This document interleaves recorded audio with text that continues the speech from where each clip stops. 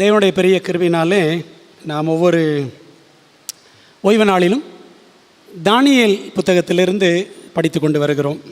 இன்றைக்கு நாம் என்ன படிக்க போகிறோம் அப்படின்னா, தானியேல் புத்தகம் புரிந்து கொள்வோம், அன்சீலிங் த புக் ஆஃப் டேனியல் என்ற தொடரில் 12ஆம் அதிகாரத்தை நாம் இன்றைக்கு படிக்க போகிறோம். சரிங்களா? தானியேல் 12ஆம் அதிகாரம்.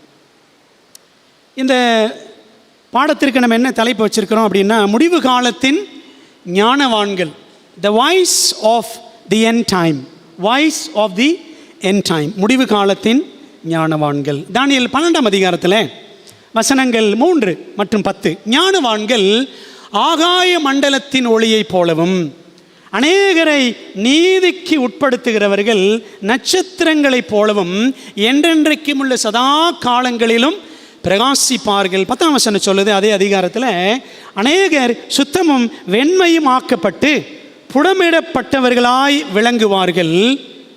துன்மார்க்கரோ துன்மார்க்கமாய் நடப்பார்கள். துன்மார்க்கரில் ஒருவனும் உணரான், ஞானவான்களோ உணர்ந்து கொள்ளுவார்கள் என்று வாசிக்கிறோம். பிரியமானவர்களே, கடைசி நாட்களில் வாழும்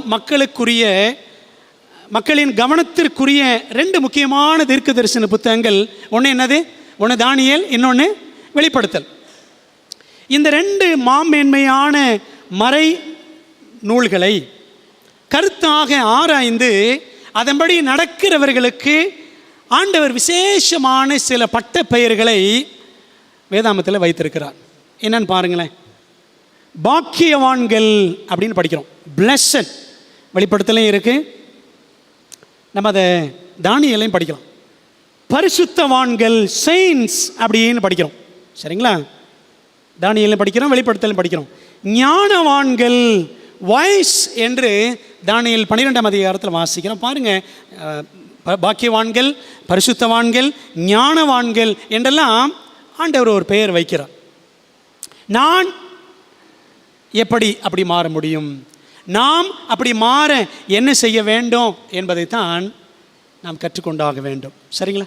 ஜெபம் பண்ணலாமா? ஜெபத்தோடு நான் படிப்போமா? நல்ல தகப்பனே, இந்த நாளிலே உடைய சத்திய வார்த்தையை, தானியேல் புத்தகத்தை போன வருஷம் தொடங்கினோம். இன்றைக்கு இந்த 12ஆம் அதிகாரத்திற்கு எங்களை கொண்டு வந்ததற்காக நன்றி ராஜா.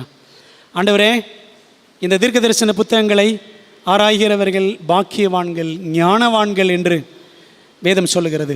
இன்றைக்கு நாங்கள் படிக்கும் பொழுது, ஆராயும் பொழுது தேவாவியானவர் எங்களோடு இடைப்பட ஒப்படைக்கிறோம். கவனிக்கிற காதுகளை, புரிந்து கொள்ளுகிற இருதயத்தை எங்கள் எல்லாருக்கும் தாரும். கர்த்தாவே, நம்முடைய மெல்லிய சத்தத்தை கேட்க எங்களுக்கு உதவி செய்யும். நீர் பேசும் ஆண்டவரே, நாங்கள் கேட்கிறோம். நீர் பெருகவும் நாங்கள் சிறுகும் உதவி செய்யும். இயேசுவின் மூலம் ஜெபிக்கிறோம் நல்ல பிதாவே, ஆமென். தானியேல் புத்தகத்தில் முடிவுரை எது அப்படின்னா, தானியேல் 12ஆம் அதிகாரம் என்று நாம் சொல்லுவோம். உங்களுக்கு நான் சொன்ன ஒரு சார்ட், ஒரு அட்டவணை ஒன்று தானியேல் புத்தகத்தில் இருக்கிற எத்தனை தரிசனங்கள்? 4 தரிசனங்கள், 4 விஷன்ஸ் இந்த புக் ஆஃப் டேனியல். ஸோ அதுக்கு ஒரு அட்டவணை ஒன்று தயாரித்திருக்கிறேன் என்று சொன்னேன். அதை கொஞ்சம் தாமதமாச்சு. அதை அழகாக டிசைன் பண்ணுறதுக்கு ஒரு சகோதரர் இதை அழகாக டிசைன் பண்ணி கொடுத்துருக்குறாங்க. இந்த அட்டவணை தமிழில் மட்டும்தான் இருக்குது, இது ஆங்கிலத்தில் இன்னும் போடலை. இந்த அட்டவணையில் பார்த்தீங்கன்னா அந்த 4 தரிசனங்கள், தானியேல் 2ஆம் அதிகாரம், 7ஆம் அதிகாரம் மற்றும் 8ஆம் அதிகாரம், அதுக்கப்புறம் 10 முதல் 12ஆம் அதிகாரம், இந்த 4 தரிசனங்களையும் அழகாக ஒரு படத்துக்குள்ளே, ஒரு அட்டவணைக்குள்ளே அழகாக அடக்கி நாம் எளிதாக புரிந்து கொள்ளலாம். ஆகவே இந்த அட்டவணை தயாராக இருக்கிறது. ஸோ ஃபேமிலிக்கு ஒன்று வாங்கிக்கோங்க. சரிங்களா? குடும்பத்துக்கு ஒன்று நீங்கள் போகும்பொழுது வாங்கி கொள்ளலாம். ஒருவேளை உங்களுக்கு PDF வேணும்னாலும் இதை நான் என்ன செய்கிறேன், உங்களுக்கு அனுப்பி வைக்கிறேன். நீங்கள் பிரிண்ட் எடுக்கிறா இருந்தாலும் எடுத்துக்கொள்ளலாம். இந்த தானியேல் புத்தகத்தில் 4ஆம் தரிசனம் 10ஆம் அதிகாரத்திலிருந்து 12ஆம் அதிகாரம் வரைக்கும். அந்த 4ஆம் தரிசனத்திற்கு முடிவுரை 12ஆம் அதிகாரம் முதல் 4 வசனங்கள். மீதி இருக்கிற வசனங்கள் 12ஆம் அதிகாரத்தில் 5 முதல் 13 வசனங்கள் முழு புத்தகத்துக்கான முடிவுரை என்பதை நாம் அறிந்து கொள்ள வேண்டும். சரிங்களா? நீங்கள் பாருங்கள், இந்த 12ஆம் அதிகாரத்தில் 4, 9, 13 வசனங்கள் இந்த இடத்துலலாம் படிச்சிங்கன்னா முடிவு காலம் மட்டும், முடிவு காலம் மட்டும், முடிவு வருமட்டும் அப்படின்னு 3 தடவை வாசிக்கிறோம். இதில் 3 முக்கியமான கால கணக்குகள் அடங்கி இருக்கின்றன. 1260 நாட்கள், 1290 நாட்கள், 1335 நாட்கள் என்று 3 டைம் ப்ராஃபசிஸ் ஒரே அதிகாரத்தில் இருக்கு, 12ஆம் அதிகாரத்தில். ஆக பிரியமானவர்களே, இந்த 12ஆம் அதிகாரம் முக்கியமான ஒரு அதிகாரம். இந்த அதிகாரம் எழுதப்பட்ட வருஷம் கிமு 538 BC 538. அதாவது தானியேல் 10ஆம் அதிகாரம் எழுதப்பட்ட அதே காலகட்டம் தான், சரிங்களா? 10, 11, 12 எல்லாம் ஒரே தரிசனம் தான். 84 வயது தானியேலுக்கு அப்பொழுது. 11ஆம் அதிகாரத்தின் தொடர்ச்சியே 12ஆம் அதிகாரம். இந்த 12ஆம் அதிகாரத்தில் என்ன இருக்கு அப்படின்னு ஒரு அவுட்லைன் நம்ம பார்க்கலாமா? ஒரு உருவரையை பார்ப்போம். 12ஆம் அதிகாரம் முதல் வசனம். இந்த 12ஆம் அதிகாரத்துக்கு இன்னொரு தலைப்பு கொடுக்கலாம். என்ன தலைப்புன்னா, தூசியிலிருந்து நட்சத்திரங்களாக, ஃப்ரம் டஸ்ட் டு ஸ்டார்ஸ் என்று பெயர் கொடுக்கலாம். முதல் வசனம் மிகாவேல் எழும்புதல், மைக்கேல் ஸ்டாண்ட்ஸ் அப். 2, 3ஆம் வசனங்கள் நித்திய ராஜ்யம் நிறுவப்படுதல், establishment of the eternal kingdom. 12ஆம் அதிகாரம் 4ஆம் வசனம் முடிவு காலத்தின் ஆரம்பம், beginning of the end time. 12ஆம் அதிகாரம் 5லிருந்து 12 வரைக்கும் தானியேலும் பரலோக ஜீவிகளும், டேனியல் அண்ட் ஹெவன்லி பீயிங்ஸ். 12ஆம் அதிகாரம் கடைசி வசனம் 13ஆம் வசனம் தானியேலுக்கான வாக்கு தத்தம், ப்ராமிஸ் டு டேனியல் அப்படின்னு பார்க்குறோம். இதுதான் 12ஆம் அதிகாரம். இந்த 12ஆம் அதிகாரம் ஒரு சின்ன அதிகாரம் தான் என்றாலும் அதில் பரவசமூட்டும் பல பரலோக உண்மைகள் அடங்கி இருக்கின்றன. வெளியேற பெற்ற அப்படிப்பட்ட சத்திய முத்துக்களை நம்ம என்ன செய்யணும்? கண்டுபிடிச்சு கற்றுக்கொண்டு நம்முடைய மனதிலே கருத்தாக பதித்து வைத்து கொள்ள வேண்டியது அவசியம். அந்த உண்மைகள் என்னென்ன அப்படின்னு ஒவ்வொன்றா பார்க்க போகிறோம். பரவசமூட்டும் பரலோக உண்மைகள், எக்ஸைட்டிங் ஹெவன்லி ஃபேக்ட்ஸ். சில உண்மைகளை ஒவ்வொன்றாக பார்க்க போகிறோம். நம்பர் 1, முதலாவது உண்மை, மிகாவேல் எழுந்து நிற்பார், மைக்கேல் வில் ஸ்டாண்ட் அப். எங்க படிக்கிறோம்? தானியேல் 12ஆம் அதிகாரத்தில் 1ஆம் வசனம் பாருங்கள். உன் ஜனத்தின் புத்திரருக்காக நிற்கிற பெரிய அதிபதியாகிய மிகாவேல் அக்காலத்திலே எழும்புவான் அப்படின்னு படிக்கிறோம். முடிவு காலத்தில் ஆண்டவருடைய மக்கள் சந்திக்க போகும் இக்கட்டுகளை, உபத்திரவங்களை தானியேல் 11ஆம் அதிகாரம் 44, 45ஆம் வசனங்களில் படிக்கிறோம். போன வாரம் படித்தோம். பாருங்க, அதன் தொடர்ச்சியாகத்தான் 12:1 வாசிக்கிறோம். அக்காலத்திலே, அந்த உபத்திரவ காலத்திலே அப்படின்னு 12:1 2 தடவை இருக்கு, 2 times. அக்காலத்தில், அந்த இக்கட்டு காலத்தில் மிகாவேல் எழுந்து நிற்பார். யார் மிகாவேல்னு பார்த்தோம்? Who is Michael? மைக்கேல் யாரு? ஆண்டவராகிய இயேசு கிறிஸ்து. எழும்புவான் என்றால் ஆளுகை செய்ய தொடங்குவார் அல்லது உபத்திரவத்திற்கு முடிவு கட்டுவார் என்று பொருள். நீங்கள் பைபிளில் சில இடங்களில் படித்து பாருங்களேன். உதாரணமாக ஒரு வசனம் சொல்கிறேன். தானியேல் 11:3ஆம் வசனத்தில், ஆனாலும் பராக்கிரமமுள்ள ஒரு ராஜா எழும்பி, என்ன அர்த்தம் எழும்பின்னா? அதாவது அலெக்சாண்டர் ராஜாவாக எழுந்தான் அப்படின்னு அர்த்தம். எழும்பி, ஸ்டாண்ட் அப் அப்படின்னா one who begins to rule, ஆளுகை செய்ய தொடங்குதல் அப்படின்னு அர்த்தம். அன்பானவர்களே, பூலோக ராஜ்யங்களுக்கு முடிவு கட்டிவிட்டு பரமராஜ்ய ஆளுகையை கிறிஸ்து தொடங்குவார். அப்பொழுது ஜனங்கள், தேவனுடைய ஜனங்கள் என்ன செய்யப்படுவார்கள்?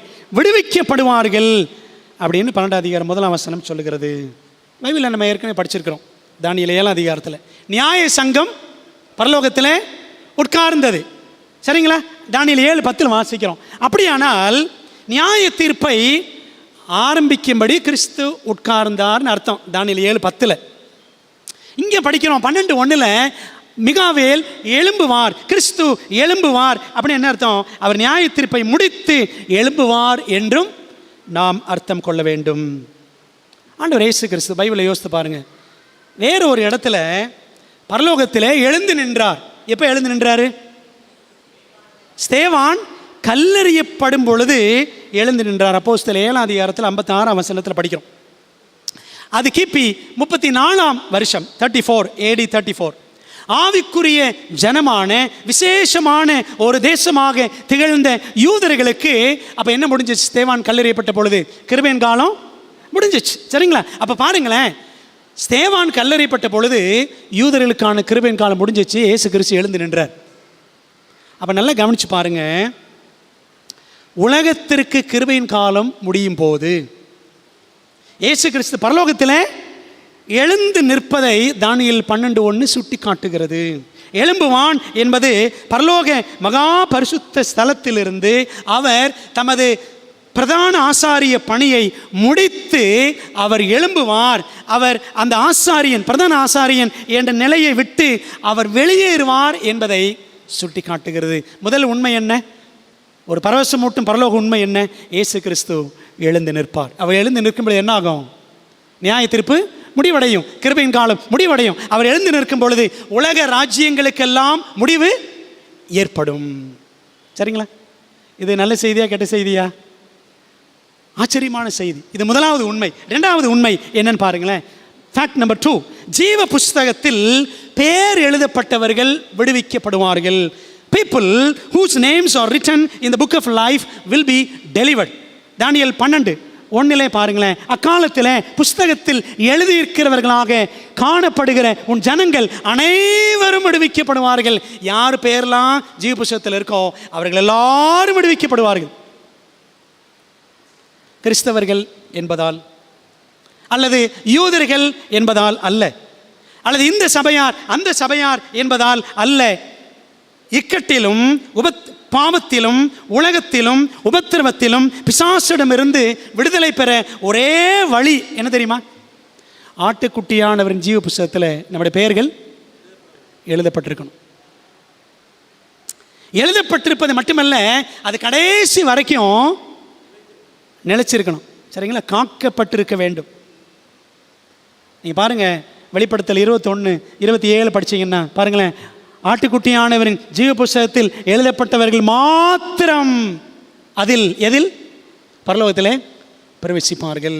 வெளிப்படுத்தல் 20:15 வாசிக்கிறோம், ஜீவ புஸ்தகத்தில் எழுதப்பட்டவனாக காணப்படாதவன் எவனோ, யார் பேர் ஜீவ புஸ்தகத்தில் இல்லையோ அவன் எங்கே பங்கடைவான்? அக்கினி கடலில். கவனிச்சிங்களா பிரியமானவர்களே? அப்போ தானியேல் 12:1 சொல்லுது, ஒரு பயங்கரமான ஆபத்து காலம், உபத்திரவ காலம் வரும். அப்படி வரும் பொழுது ஆண்டோடைய ஜனங்கள் யாருடைய பேரெல்லாம் ஜீவ புஸ்தகத்தில் இருக்கோ அவர்கள் எல்லாரும் விடுவிக்கப்படுவார்கள். அப்போ என்ன பார்க்குறோன்னா, வாதைகளின் போது சபை எங்கே இருக்கும்? சபை பூமியில் தான் இருக்கும். வாதைக்கு பிறகுதான் ஆண்டோடைய வருகை. வெளிப்படுத்தல் 16:15 படித்து பாருங்க. 6ஆம் வாதைக்கு அப்புறம்தான் ஆண்டவர் இயேசு கிறிஸ்துவின் வருகை. வெளிப்படுத்தல் 16:15 சொல்லுகிறது. 10 வாதைகளின் போது, 10 வாதைகள் எகிப்தில் வந்த பொழுது இஸ்ரவேல் ஜனங்கள் எகிப்தில் தான் இருந்தாங்களா, தப்பிச்சு போயிட்டாங்களா? எங்கே இருந்தாங்க? எகிப்தில் தான் இருந்தாங்க. ஆனாலும் தேவன் கூடவே இருந்தார். அக்கினி சூளை, சிங்கக்கெபி போன்ற உபத்திரவங்கள் கடைசி நாட்களில் தேவ ஜனங்களுக்கு வந்தாலும் மிகாவேல் உடனிருந்து விடுவிப்பார். ஏன் இதை நான் சொல்கிறேன் அப்படின்னா, இன்றைக்கி நிறைய சபைகள் என்ன நம்புகிறாங்க தெரியுமா? மற்ற சபைகளில் ஆண்டவர் உபத்திரவத்துக்கு முன்னாடி சபையை என்ன செஞ்சிருவார்? எடுத்துக்குவார். ரகசிய வரிகளை எடுத்துக்குவார். சரிதானே? அப்படி தான் அவங்க சொல்கிறாங்க. ஆனால் பைபிள் அப்படி சொல்லலை. உபத்திரவ காலத்தில் சபை எங்கே தான் இருக்கும்? பூமியில் தான் இருக்கும். எப்படி சிங்க கெபிக்குள்ளே தேவதூதன் வந்து இறங்கி சிங்கங்கள் வாயை கட்டி போட்டார், அக்கினி சூளையில எப்படி இயேசு கிறிஸ்துவே இறங்கி வந்தார், அதே போல சபை இந்த உலகத்திலே பாடுகளை உபத்திரவங்களை சந்தித்தாலும் ஆண்டு கூட நினைச்சுவார், காப்பாற்றுவார். இதாங்க பைபிளில் இருக்கிற உண்மை. தானியேல் 12ஆம் அதிகாரத்தில் உபத்திரவத்திற்கு முன்னே சபை என்ன செய்யாது? எடுத்துக்கொள்ளப்பட மாட்டாது. உண்மை 3. ஃபேக்ட் நம்பர் 3 என்ன படிக்கிறோம் பாருங்களேன். ஒவ்வொருவரின் முடிவையும் பரலோகம் தீர்மானிக்கிறது. Heaven decides everyone's destiny. தானியேல் 12:2 வசனம் பாருங்க. பூமியின் தூளிலே, தூசியிலே, அதான் பார்த்தோம், from dust to stars. பூமியின் தூசியிலே நித்திரை பண்ணுகிறவர்களாகிய அநேகரில் சிலர் நித்திய ஜீவனுக்கும் சிலர் நித்திய நிந்தைக்கும் இகழ்ச்சிக்கும் விழித்து எழுந்திருப்பார்கள். ஆண்டவர் தீர்மானிக்கிறார், நித்திய ஜீவன், நித்திய நிந்தை. அந்த வேலையை பரலோகம் இப்பொழுது செய்து கொண்டிருக்கிறது. நியாய தீர்ப்பு பரலோகத்தில் நடைபெற்று கொண்டிருக்கிறது. இன்றைக்கி நிறைய பேர் என்ன நம்புகிறாங்க தெரியுமா? இயேசு கிறிஸ்து 2ஆம் முறை வருவார், வந்ததுக்கு பிறகு தான் நியாய தீர்ப்புன்னு சொல்கிறாங்க. ஆனால் பைபிள் அப்படி சொல்லலை. என்ன சொல்லுது? வெளிப்படுத்தல் 22:12 வாசிக்கிறோம், இதோ சீக்கிரமாய் வருகிறேன், அவனவனுடைய கிரியைகளுக்கு தக்கதாக அவனவனுக்கு நான் அளிக்கும் பலன் என்னோட கூட வருகிறது என்றார். அப்போ என்ன அர்த்தம்? ரிசல்ட்டை கொண்டு வராரு. அப்போ என்ன அர்த்தம்? எக்ஸாம் முடிஞ்சிருச்சுன்னு அர்த்தம். அப்படி தானே? பரீட்சை முடிஞ்சு போச்சு. அப்போ பரலோகத்தில் ஆண்டோட வருகைக்கு முன்பாக ஒரு நியாய தீர்ப்பு இப்பொழுது நடந்து கொண்டு இருக்கிறது. அன்பானவர்களே, இப்போ தானியேல் 12:2 படித்தோன்னா இந்த வசனத்தில் உயிர்த்தெழுதல் பற்றிய சில உண்மைகள் இருக்கிறது. என்ன படிக்கிறோம்? 12:2 வசனம், அநேகரில் சிலர் நித்திய ஜீவனுக்கும் இயேசுவின் பிள்ளையாக மரித்தால் முதலாம் உயிர்த்தெழுதல், 2ஆம் வருகையின் போது மீண்டும் உயிரடையும் பாக்கியம் உண்டு ஆண்டோடைய பிள்ளைகளுக்கு, கிறிஸ்துவுக்குள் மரிக்கிறவர்களுக்கு. சரிங்களா? முதலாம் உயிர்த்தெழுதலுக்கு பங்குள்ளவன் பாக்கியவானும் பரிசுத்தவானுமாக இருக்கான. வெளிப்படுத்தல் 20:6 வாசிக்கிறோம். பாருங்களேன், தானியேல் 12:2 சொல்லுது, சிலர் நித்திய நிந்தைக்கும் இகழ்ச்சிக்கும் அப்படின்னு படிக்கிறோம். பாவத்தின் பிள்ளையாக பிசாசின் பிள்ளையாக மரித்தால் 2ஆம் உயிர்த்தெழுதல் எப்போ? 3ஆம் வருகையின் போது 1000 வருட அரசாட்சிக்கு பிறகு துன்மார்க்கர் எல்லாரும் உயிரடைவார்கள். உயிரடைஞ்சு திரும்ப என்ன ஆயிடுவாங்க? அக்னியில் எரிஞ்சு சாம்பலாக போயிடுவாங்க. நம்ம அதை வெளிப்படுத்தல் 20 5ஆம் வசனம் 8, 9ஆம் வசனங்கள் படிக்கிறோம். வானத்திலிருந்து அக்கினி இறங்கி என்ன செய்யும்? கோகையும் மாகோகையும் பிசாசன் கூட்டம் எல்லாத்தையும் எரித்து சாம்பலாக்கி விடும். நித்திய அழிவு. சரிங்களா? அப்போ 2 உயிர்த்தெழுதல். 2ஆம் வருகையின் பொழுது ஒரு உயிர்த்தெழுதல் பரிசுத்தவான்களுக்கு, 3ஆம் வருகையின் போது ஒரு உயிர்த்தெழுதல் துன்மார்க்கருக்கு. சரிங்களா? 2ஆம் வருகையின் போது முதலாம் உயிர்த்தெழுதல், 3ஆம் வருகையின் போது 2ஆம் உயிர்த்தெழுதல். இன்னொரு உயிர்த்தெழுதல் இருக்கிறது. என்ன அப்படின்னா பாருங்களேன், தானியேல் 12:2 வாசிக்கிறோம், சிலர் நித்திய நிந்தைக்கும் இகழ்ச்சிக்கும் விழித்து எழுந்திருப்பார்கள். இப்போ முதலாம் உயிர்த்தெழுதல் ஆண்டோடைய பிள்ளைகளுக்கு தானே சொன்னீங்க.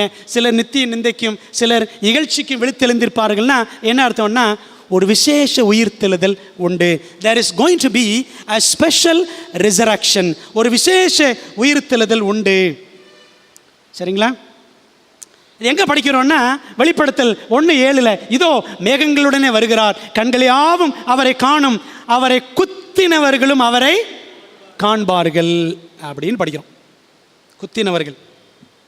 பிரியமானவர்களே, அப்போ கிறிஸ்துவை குத்தினவர்கள், கிறிஸ்தவத்தை எதிர்த்தவர்கள் என்ன செய்வாங்களாம்? கிறிஸ்துவின் 2ஆம் வருகைக்கு சற்று முன்பாக ஒரு விசேஷ உயிர்த்தெழுதலை அடைவார்கள். படிக்கலாமா? பைபிளில் பாருங்களேன். பைபிளில் ஏற்கனவே எங்கேயாவது ஸ்பெஷல் ரிசரக்ஷன், விசேஷ உயிர்த்தெழுதல் நடந்திருக்கா? எங்கேயா நடந்திருக்கா? நடந்திருக்குல்ல? இயேசு கிறிஸ்து உயிர்த்தெழுந்தப்போ மத்தேயு 27 52 53 படிச்சு பாருங்க. அநேக கல்லறைகள் திறந்தன, பரிசுத்தவான்கள் என்ன பண்ணாங்க? அநேகருக்கு காணப்பட்டார்கள். அதாங்க பைபிளில் இருக்கிற ஸ்பெஷல் ரிசரக்ஷன். இதை பற்றி ஆண்டவரும் சொல்லியிருக்கிறார். மத்தேயு 26:64 பாருங்க. அதற்கு இயேசு, நீர் சொன்னபடிதான், அன்றியும் மனுஷகுமாரன் சர்வ வல்லவருடைய வலது பாரசத்தில் வீற்றிருப்பதையும் வானத்தின் மேகங்கள் மேல் வருவதையும் இது முதல் காண்பீர்கள். யாரெல்லாம் இயேசுவை உபத்திரவப்படுத்தினார்களோ அவங்கள பார்த்து ஆண்டவர் சொல்லாரு, சர்வ வல்லவர் 2ஆம் வருகையில் வரும்பொழுது நீங்கள் என்ன பண்ணுவீங்க? அவரை பார்ப்பீங்க. விளங்கினா அவங்களுக்கு? ஸ்பெஷல் ரிசரக்ஷன், விசேஷ உயிர்த்தெழுதல். இதை பற்றி அம்மையார் எழுதுறாங்க.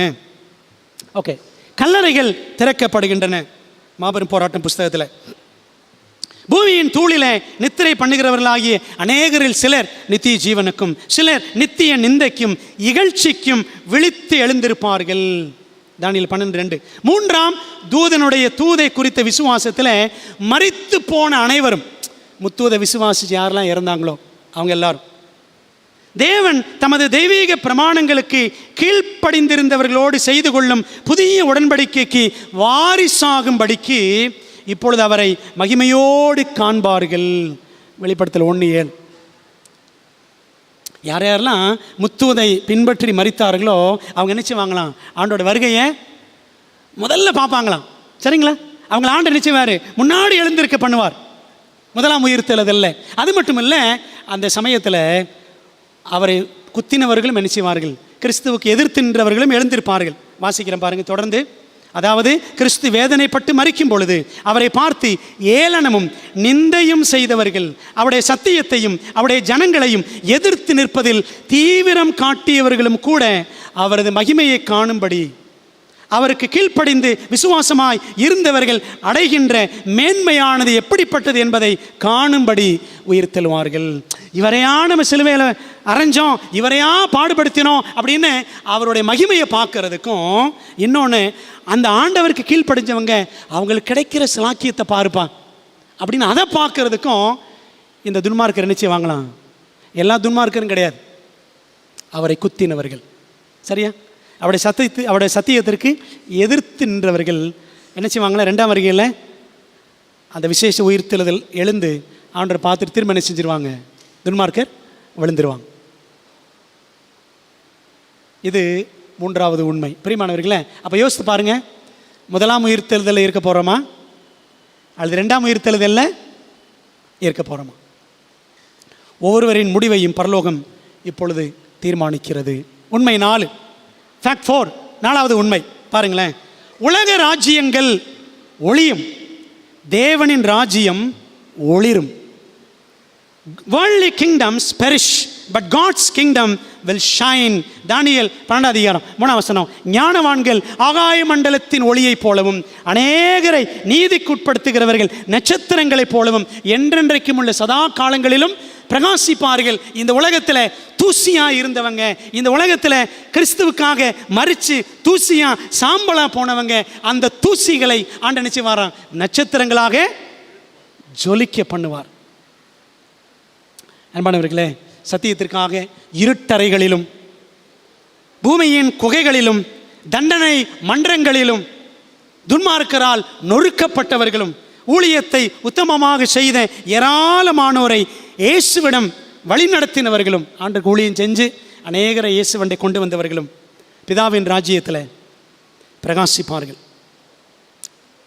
தூசிகள் நட்சத்திரங்களாக என்றென்றும் ஜொலிப்பார்கள். ஒரு வசனம் பாருங்க, மத்தேயு 43 அந்த வசனத்தில் படிச்சிங்கன்னா இயேசு கிறிஸ்து சொல்லியிருக்கிறாரு, நீதிமான்கள் பிதாவின் ராஜ்யத்தில் எப்படி பிரகாசிப்பார்களாம், சூரியனை போல. அப்பொழுது நீதிமான்கள் தங்கள் பிதாவின் ராஜ்யத்தில் சூரியனை போல பிரகாசிப்பார்கள், நட்சத்திரங்களை போல பிரகாசிப்பார்கள்.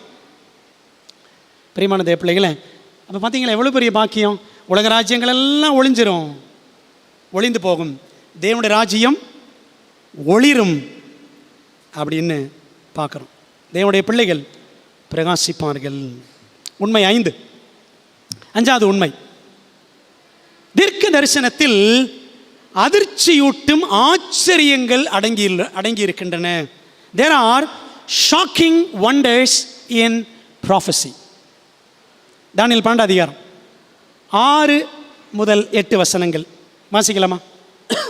சணல் வஸ்திரம் தரித்தவரும் ஆற்றின் தண்ணீர்களின் மேல் நிற்கிறவருமாகிய புருஷனை ஒருவன் நோக்கி, இந்த ஆச்சரியமானவைகளின் முடிவு வர எவ்வளவு காலம் செல்லும் என்று கேட்டான். எது முடிவு வர?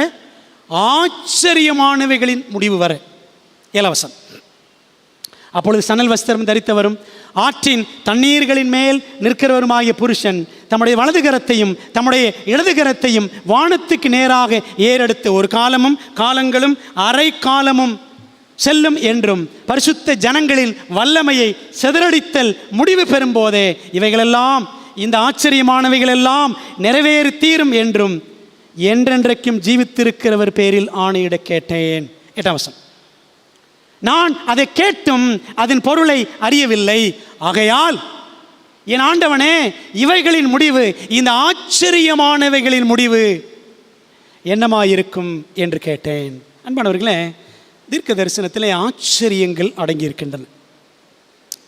இதற்கேல் ஆற்றின் அக்கறையில் ஒரு தூதனும் இக்கரையில் ஒரு தூதனுமாக 2 பேர் நின்று கொண்டிருந்தார்கள். அதான் தானியேல் 12 அதிகாரத்தில் நடுவில் ஒருத்தர் நிற்கிறார். ஆற்று தண்ணீர்களின் மேல், ஆற்றுக்கு மேலே, தண்ணிக்கு மேலே ஒருத்தர் நிற்கிறாரு. அந்த பக்கம் ஒருத்தர் நிற்கிறாரு, இந்த பக்கம் ஒருத்தர் நிற்கிறார். இவங்களாம் யார்? இவங்கெல்லாம் பரலோக ஜீவிகள், சரிங்களா? Heavenly beings. நல்ல கவனி. அவர்களில் அந்த 2 கரையில் நிற்கிற நபர்களில் ஒருவன் ஆற்றின் நடுவில் நிற்கிறவரை பார்த்து, நடுவில் நிற்கிறவர் யார் தெரியுமா? மிகாவேலாகிய இயேசு கிறிஸ்து நிற்கிறார். ஆகவே ஒருவன் அக்கறையில் நிற்கிற ஒருவன் அக்கறையோடு அந்த நடுவில் நிற்கிற தண்ணீர் மேல் நிற்கிற மிகாவேலை கிறிஸ்துவை பார்த்து ஒரு கேள்வி கேட்குறான். என்ன கேள்வி கேட்குறான்? இந்த ஆச்சரியமானவைகளின் முடிவு வர எவ்வளவு காலம் செல்லும்? சரிங்களா? இதேமாதிரி ஒரு சம்பவம் எங்கே படிச்சிருக்கிறோம்? தானியேல் 8ஆம் அதிகாரத்தில் இருக்குல்ல, தானியேல் 8ஆம் அதிகாரம் 13, 14 படித்து பாருங்கள். படித்து பார்த்தீங்கன்னா அங்கே ஊலாய் ஆற்றங்கரை, ஊலாய் ஆற்றங்கரையில் 2 பேர் பேசிகிட்டு இருப்பாங்க. என்ன பேசுவாங்க? நீங்கள் அதை படித்து பார்த்தீங்கன்னா உங்களுக்கு தெளிவாக புரியும். தானியேல் 8ல் 13ஆம் வசனத்தை மட்டும் நான் படிக்கிறேன் பாருங்களேன். 8:13 வாசிக்கிறேன். பரிசுத்தவானாய் ஒருவன் பேச கேட்டேன், அப்பொழுது வேறொரு பரிசுத்தவான் பேசினவரை நோக்கி, 12ஆம் அதிகாரத்தில் இருக்கிற காட்சி மாதிரியே 8ஆம் அதிகாரத்தில் கவனிச்சிங்களா? அன்றாட பலியை குறித்தும் பால்கடிப்பை உண்டாக்கும் பாதகத்தை குறித்தும் பரிசுத்த ஸ்தலமும் சேனையும் மிதிபட ஒப்புக் கொடுக்கப்படுவதை குறித்தும் உண்டான தரிசனம் எதுவரைக்கும் இருக்கும் என்று கேட்டான். உடனே என்ன பதில் சொன்னார்? பதில் சொன்னவர் யாரு? ஆண்டவர் இயேசு கிறிஸ்து. ஏற்கனவே படிச்சிருக்கிறோம். 2300 ஆப்புகள் செல்லும் வரைக்கும் இருக்கும், பின்பு பரிசுத்த ஸ்தலம் சுத்திகரிக்கப்படும். அதே இயேசு கிறிஸ்து தான் சொன்னார். தானியேல் 12ஆம் அதிகாரத்தில் காலம், காலங்கள், அரைக்காலம் செல்லும் அப்படின்னு சொன்னதும் யாரு? இயேசு கிறிஸ்து. விளங்குதா உங்களுக்கு? ஒன்று ஊழை ஆற்றங்கரையில் 8ஆம் அதிகாரம், இன்னொன்று இதக்கேல் ஆற்றங்கரை 12ஆம் அதிகாரம். விளங்குச்சா? அன்பானவர்களே, ஆச்சரியமானவைகள், வண்டர்ஸ் அப்படின்னு படித்தோம். இதற்கான எபிரேய வார்த்தை என்ன அப்படின்னா பெலா என்ற வார்த்தை. பெலா, சரிங்களா? பெலா, பெலா அப்படின்னா அச்சுறுத்தும் சம்பவங்கள், awesome events or something dreadful, அச்சமூட்டும் காரியங்கள் அப்படின்னு அர்த்தம். பிரியமானவர்களே, நம்ம தானியேல் 12ஆம் அதிகாரத்தில் பார்க்குற இதே வார்த்தை இன்னும் வேறு சில இடங்களில் தானியேலில் இருக்குது. தானியேல் 11:36 பாருங்களேன். தேவாதி தேவனுக்கு விரோதமாக ஆச்சரியமான காரியங்களை பேசுவான். பெலா என்ற வார்த்தை, மார்வலஸ் திங்ஸ். அதாவது வடதிசை ராஜா என்ற, யார் வடதிசை ராஜா? போன வாரம் படித்தோம். யார் வடதிசை ராஜா? யார்? போப்பு மார்க்கம். சரிங்களா? போப்புன்னு சொல்லக்கூடாது, போப்பு மார்க்கம். இந்த போப்பு மார்க்கம் என்ன பண்ணோம்? தேவனுக்கு விரோதமாக தூஷணங்களை பேசும். நான் தான் இயேசு கிறிஸ்து, நான் தான் இயேசு கிறிஸ்துவின் பிரதிநிதி, நான் பாவங்களை மன்னிக்கிறேன் சொல்கிறாங்களே இன்னைக்கு கத்தோலிக்க சபையில். சரிதானே? ஆசாரியருக்கு பாவ மன்னிப்பு கொடுக்க முடியும்னு சொல்கிறாங்கல்ல. ஆசாரியன் ஒரு ஃபாதர் பாவ மன்னிப்பு கொடுப்பார், அதனால தான் ஒரு ஃபாதர். சரிதானே? படித்தோம். இதெல்லாம் ஆச்சரியமாக இருக்குல்ல. எப்படிப்பா மனுஷன் பாவத்தை மன்னிப்பான்? ஆச்சரியமான காரியங்கள்னா தேவனுக்கு விரோதமான தூஷணங்கள், அந்த வார்த்தை அங்கே இருக்குது, பெலா. இன்னொரு வசனம் தானியேல் 8:24 பாருங்களேன். அதிசயமான விதமாக அந்த சின்ன கொம்பு அதிசயமான விதமாக அழிம்புண்டாக்குவான். He shall destroy wonderfully. இந்த சின்ன கொம்பு பொதுவாக நமக்கு தெரிஞ்ச வழக்கமாக தெரிஞ்ச இங்கிலீஷ் வார்த்தை என்னது? நல்லா இருக்கேன், ஒண்டர்ஃபுல் அப்படிதான் சொல்லுவோம். நமக்கு தெரிஞ்ச இங்கிலீஷ் வார்த்தை தான் ஒண்டர்ஃபுல் அப்படின்னுவோம். சரிதானே? பாருங்களேன், இந்த சின்ன கொம்பு என்ன செய்யுமா? He shall destroy wonderfully. ஆச்சரியமாக அழிப்பானாங்க. சின்ன கொம்பு போப்பு மார்க்கம் அந்த 1260 ஆண்டுகள் காலகட்டத்தில் ஆச்சரியமாக தேவ ஜனங்களை அழித்தது. கிறிஸ்தவர்கள் என்று சொல்லுகிற கூட்டமே கிறிஸ்தவங்களை அழிச்சாங்க. இது ஆச்சரியமாக இருக்கு இல்லையா? ஆச்சரியம் தானே? எப்படிலாம் அழிச்சாங்க? ஆச்சரியமாக அழிச்சாங்க. அவங்கள உயிரோடு எரிச்சாங்க. சரிதானே? பயங்கரமான கொடுமைகள்லாம் பண்ணாங்க. வாயை திறந்து புனல் வச்சு தண்ணி லிட்டரெலாம் ஊற்றுவாங்க, கையை வெட்டுவாங்க, காலை வெட்டுவாங்க, துண்டு துண்டாக வெட்டி காயலில் அந்த உப்பு தண்ணீர் பகுதியில் தூக்கி எரிஞ்சிருவாங்க. ஏராளமான காரியங்கள். பெண்கள் மார்பு அறுத்துருவாங்க, ஆண்கள் நாக்கு அறுத்துருவாங்க, பைபிள் படித்தா நாக்கு அறுத்துருவாங்க. இதெல்லாம் இருண்ட காலத்தில் நடந்த சம்பவங்கள். He shall destroy wonderfully. இதெல்லாம் யாருங்க? இந்த அதிசயமான விதத்தில் அழிமுண்டாக்குவான்னா சின்ன கொம்பின் கொலைவெறி செயல்கள். சின்ன கொம்பு அந்த இருண்ட காலத்தில் 10 to 15 கோடி கிறிஸ்தவர்களை கொலை செய்தது. பிரியமானவர்களே, அப்போ அந்த கிறிஸ்து இந்த போப்பு மார்க்கம்தான் அப்படின்னு பைபிள் தெளிவாக சொல்லும் பொழுது, ஆச்சரியமாக இந்த காரியங்களை நமக்கு வெளிப்படுத்தும் பொழுது, இன்னைக்கு வெளியில் என்ன பேசுகிறாங்க கிறிஸ்தவர்கள்? அவன் எதிர்காலத்தில் வருவான், எருசலேமிலிருந்து வருவான், அவன் ஆண் பொண்ணுச்சிக்காரனாக இருப்பான், அவன் கம்ப்யூட்டர் மனிதன், என்னென்னமோ தப்பு தப்பாக உளறிட்டு இருக்கிறாங்க. சரிதானே பிரியமானவர்களே? தீர்க்க தரிசனத்தில் இந்த ஆச்சரியங்கள் அடங்கி இருக்கிறது. இந்த ஆச்சரியமானவைகள் அப்படின்னு 3 வசனங்களை நம்ம அடுத்தடுத்து படித்தோம். சரிதானே? தானியேல் 12, 6, 7, 8 வசனங்கள். உண்மை 6வது உண்மை. Fact number 6. பரலோக ஜீவிகள் பக்திமான்களின் பாதையில் எப்போதும் இருக்கின்றனர். Heavenly beings are always on the track of the godly. தானியேல் 12 5 முதல் 9 வசனங்கள் படித்தோன்னா 6, 7, 8 படிச்சிட்டோம். சரிதானே? அதில் பாருங்களேன், 5ஆம் வசனத்தை நம்ம கொஞ்சம் கவனித்து பார்த்தோன்னா, அப்பொழுது தானியேலாகிய நான் ஆற்றுக்கு இக்கரையில் ஒருவனும் ஆற்றுக்கு அக்கரையில் ஒருவனுமாகிய வேறே 2 பேர் நிற்க கண்டேன். தானியேல் புஸ்தகம் முழுக்க பாருங்க, வெளிப்படுத்தல் புஸ்தகம் முழுக்க பாருங்க, நிறைய தேவதூதர்கள். சரிதானே? 3 தூதர்கள், 7 தூதர்கள், 12 தூதர்கள் அப்படின்னு படிக்கலாம். சரிதானே? கேப்ரியேல் வந்தான், மிகாவேல் அவர் தூதன்னு சொல்லுது இயேசு கிறிஸ்து. இப்படி தூதர்களின் துரிதமான செயல்பாடுகளை தீர்க்க தரிசன புத்தகங்களை நம்ம பார்க்குறோம்.